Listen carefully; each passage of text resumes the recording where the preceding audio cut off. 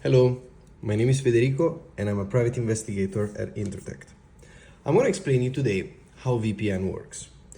So why don't we talk about how our connection works without VPN. So let's talk about how things work with no VPN first. So let's say that we want to figure out what happens when we type google.com in our web browser and hit enter and the Google homepage appears. This is what happens. I am not doing this video to explain how the internet works. That could be a separate video. Right now I'm just focused on VPN, explaining how VPN works. So I'm skipping a lot of things like DNS, HTTP protocol, etc., etc. So what happens normally is that google.com corresponds to an IP address. But again, we're not talking about too much how the internet works, so let's just say that we're sending a request from the internet, from our laptop to the internet, and to the internet to google.com, 1, 2, and then google.com is gonna acknowledge our request, respond, 3, and 4. Again, super simplified. But let me talk about this now. Why am I drawing an eye here? I'm drawing an eye because our ISP, Internet Service Provider, can watch, or at least, can watch sounds like, too creepy, but what I mean is that the ISP keeps records in their databases of all of our communications. Now, the ISP cannot see if our packet is a paper envelope. They cannot see what's inside the envelope because it's encrypted using HTTPS, and it's between us and google.com. But what they can see is that we are sending this. You can see where the envelope is going, so to google.com, okay? So let's talk about how it works with VPN. So now with VPN. And let's draw the same kind of thing. We have, again, our laptop here. I think I made it a little better this time. This is our laptop. This is our keyboard. And again, we have the internet. And we have here google.com, the servers of google.com serving their content, their web pages, etc., etc. Okay, so instead of going this and this, we have always our ISP. This could be ISP, your school, your job, anybody who is an administrator of your network. ISP or corporate, blah, blah. So when you have a VPN, when you're paying a VPN service every month, what happens is that you have this VPN company, which usually has data centers inside, or I don't know, maybe you do everything cloud, doesn't matter. You have this company, this is a big front door, these are all the windows, all the offices, okay? This is the VPN.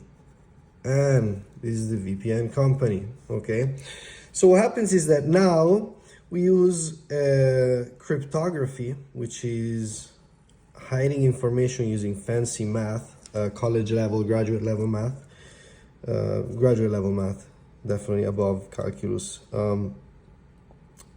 What happens? Now we have an encrypted tunnel.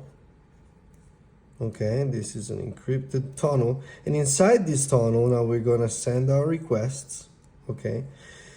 And the VPN is gonna be the one sending them to the internet, okay?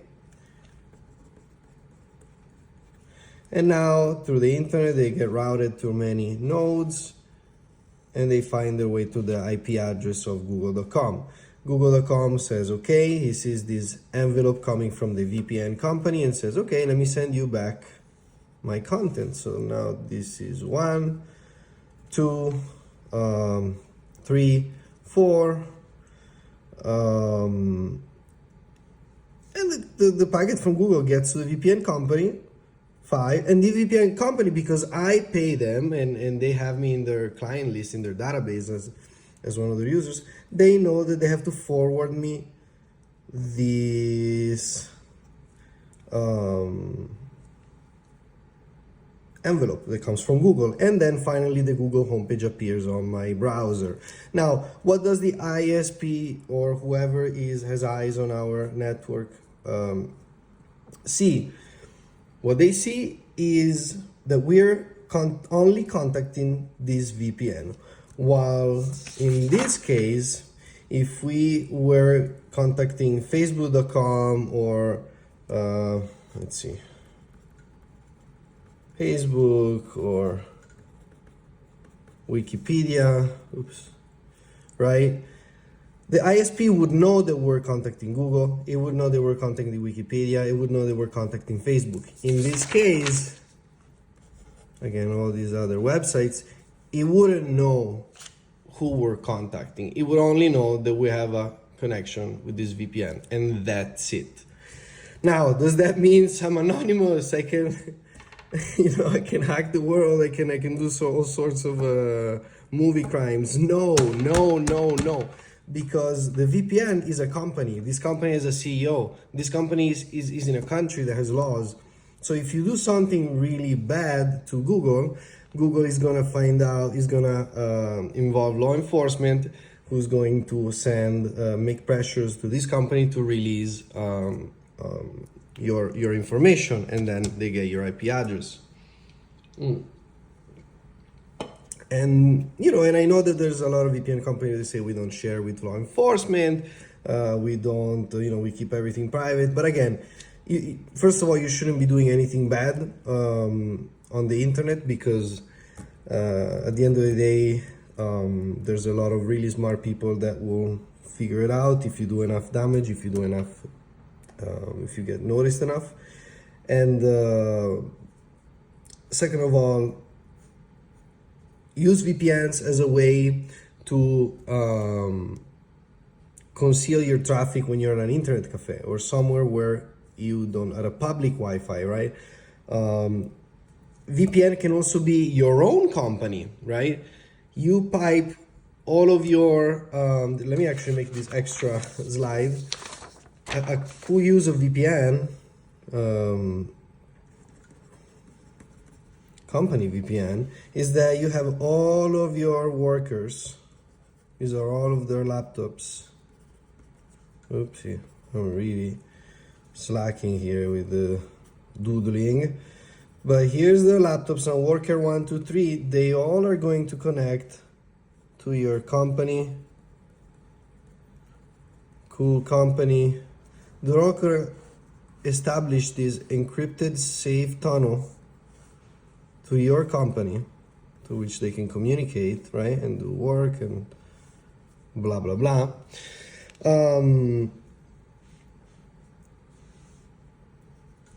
And now your company can also monitor when they're online, what are they doing, if they're visiting other websites they're not supposed to, etc., etc. And you can have your company resources accessible, other services, which could be your, I don't know, some corporate database, or some, whatever it is, some code repositories. You can make these only accessible if they're connected to VPN. If a worker is not connected to the VPN, this is the keyboard, and tries to access these services, the request is denied, because these connections can only be accepted from here. That's a cool use of a VPN. If you have any question, if you think I missed something, or if you want some more clarifications, please leave a comment. And thank you for watching. Again, this was Federico from Intertect. Let's go.